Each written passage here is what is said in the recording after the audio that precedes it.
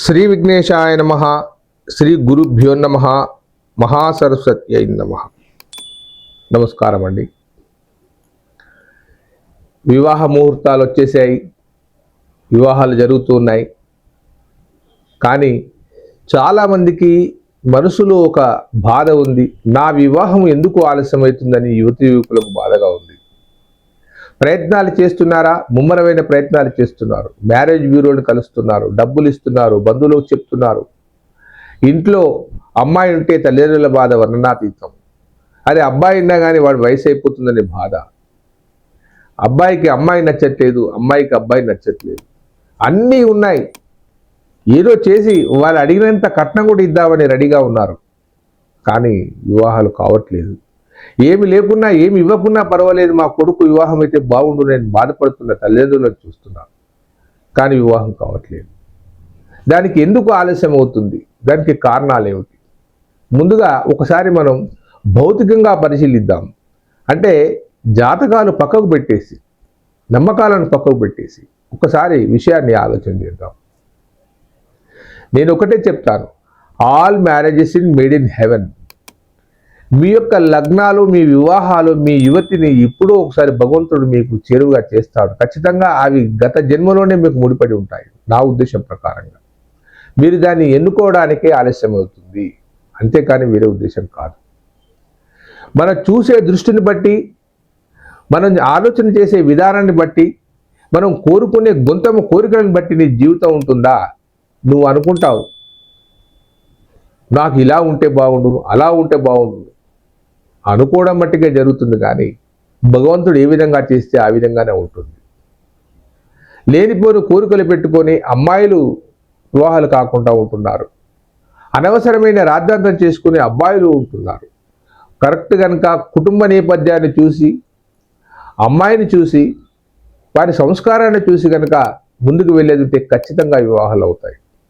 ముఖ్యంగా అందచందాల విషయంలో అది మనసుకు సంబంధించిన విషయం. అబ్బాయికి అమ్మాయిని చూసుకున్నప్పుడు ఒకేసారి అమ్మాయిని చేసుకుంటే బాగుండనే భావన కలుగుతుంది. దానికి కట్న కానుకలు అవరోధం కాకూడదు.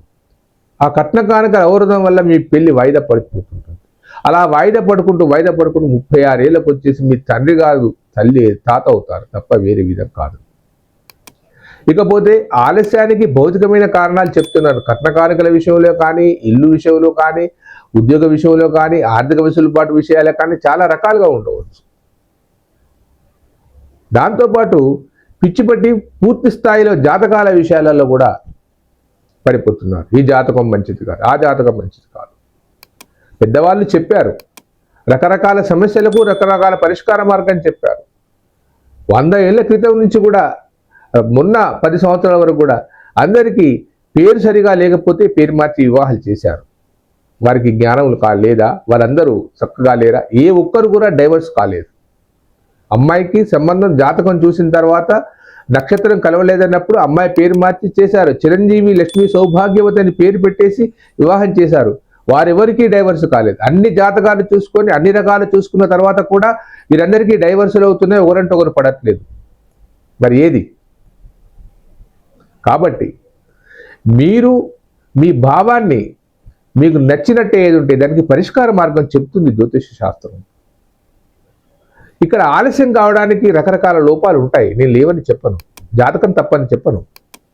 ఒకటి కుజదోషం ఉంటుంది. కుజదోషం వల్ల ఎవరికైతే కుజదోషం ఉంటుందో వారికి వివాహం త్వరగా కావాలని శాస్త్రం చెప్తుంది. విద్యుత్ కాంతి సమప్రభం అంటాడు కుజుణ్ణి. అంటే ఆయన విద్యుత్ అంత వేగంగా ఉంటాడని. కుజదోషం ఉన్న వారికి త్వరగా వివాహం కావాలి, మరి కావట్లేదు. కోపంగా ఉంటాడు, అన్ని రకాల విషయాలలోనా కాదు కదా.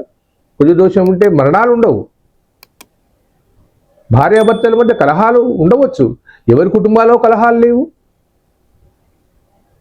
సర్దుకుపోతూ ఉంటాయి. గురువు నీచబడ్డప్పుడు కూడా వివాహం జరగదు. కళ్యాణం ఇచ్చేవాడు గురువు కాబట్టి నీచబడ్డప్పుడు జరగదు. దానికి మనం ఏదో ఒక ఆరాధన చేస్తాం. ఇక అలాగే జీవితాంతం ఉండలేం కదా. ఇవాళ కాకుండా రేపన్నా అవుతుంది. ఆలస్యం కాకుండా చేసుకుంటే తాతవు కావు, తండ్రివి అవుతావు. లేకుంటే ఆలస్యమైనాక 36, 37, 35కి వెళ్ళినావు అనుకో, నీకు సంతానం లేట్ అయితే నువ్వు తాతవు అవుతావు కానీ తండ్రి కావు. దాన్ని పరిశీలించి గురుకు సంబంధించిన పరిష్కార మార్గాన్ని చేసుకుంటూ వెళ్ళాలి. ఇక సర్పదోషాల వల్ల కూడా వివాహాలు ఆలస్యం అవుతూ ఉంటాయి. రకరకాల సర్పదోషాలు ఉంటాయి. 14 రకాల కాల సర్పదోషాలు ఉంటాయి. ప్రతిదానికి వివాహమే కాదు అడ్డు. ఇటు రాహు ఇటు కేతు ఉండి మధ్యలో గ్రహాలు కనుక ఉంటే దాన్ని సర్పదోషం కింద చేస్తారు. అది కేవలం వివాహానికే కాదు కదా, చదువు, ఆర్థిక విషయాలు, కుటుంబ నేపథ్యాలు, దాంతోపాటు అతనికి ఉండే అలవాట్లు, ఇవన్నిటికి సంబంధించిన విషయాలు. ఇక గోచార రీత్యా కూడా గురుబలం లేకుంటే వివాహం కాదు. కొంచెం ఒక 6 నెలలు 7 నెలలు మళ్ళీ గోచారం సరి అవుతుంది ఎవరికైనా కానీ.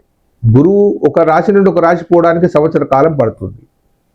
సంవత్సర కాలంలో మళ్ళీ వస్తుంది గురుబలం, కంపల్సరీగా వస్తుంది, అందులో అనుమానపడవచ్చు. ఈ సంవత్సరం కాకుండా వచ్చే సంవత్సరం అవుతుంది గురుబలం. గురుబలం ఉన్నా కానీ, అన్ని రకాల ఉన్నా కానీ వివాహం అయితే లేదంటే అది ఖచ్చితంగా జాతక చక్రంలో ఏదో లోపం ఉంది, దాన్ని సరి చేసుకోవాల్సిన అవసరం ఉంది. సరి అయిన జాతకుడు చూస్తేనే చెప్తుంది. వ్యాపార రీత్యా నీకు ఈ దోషం ఉంది, ఆ దోషం ఉంది, కాలసర్ప దోషం ఉంది, ఈ దోషం ఉందని భయపట్టించి జీవిత భ్రాంతులను చేస్తున్నారు చాలామంది. అలా కాదు, సరిగ్గా చూడాలి, దోషాలను సరిగా పసిగట్టి దానికి కావలసిన మంత్రాన్ని ఇవ్వాలి, దానికి కావలసిన జపాలు చేయాలి, దానికి కావలసిన పూజలు చేయాలి. చేయండి, జీవితం బాగుపడుతుంది. దైవం చేసే మీరు చేయలేని పని దైవం ఖచ్చితంగా చేస్తాడు, అతనికి అంత శక్తి ఉంటుంది. ఇక 2, 5, 7 స్థానాల పరిశీలన చేయవలసిన అవసరం ఉంటుంది వివాహం ఆలస్యమైనప్పుడు. ఇవన్నీ కాదు, మీ గతంలో అన్నీ చేశాము, అన్ని పరిష్కారాలు, పూజలను కలిసాము, జాతకులను కలిసాము, అయితే లేదు. భగవన్నామ సంకీర్తన చేయండి. ఒకటి చెప్తున్నాను, గణపతిని ఆరాధించండి. గణపతిని కనుక మీరు నేను చెప్పినట్టు కనుక ఆరాధించారంటే ఖచ్చితంగా వివాహం జరుగుతుంది. 1 నెల రోజుల్లో మీ వివాహం ఖచ్చితంగా జరుగుతుంది. మీకు ఏదైనా ఇలాంటి జాతక సమస్యలతో అవుతున్నారని భావిస్తే ఒకసారి నాకు పంపించండి, దాన్ని పరిశీలించి దానికి కావలసిన రెమెడీ చెప్తాను. భయపడవలసిన అవసరం లేదు, అన్నిటికీ భగవంతుడే ఉన్నాడు. నా సహాయం మీకు తప్పనిసరిగా ఉంటుంది.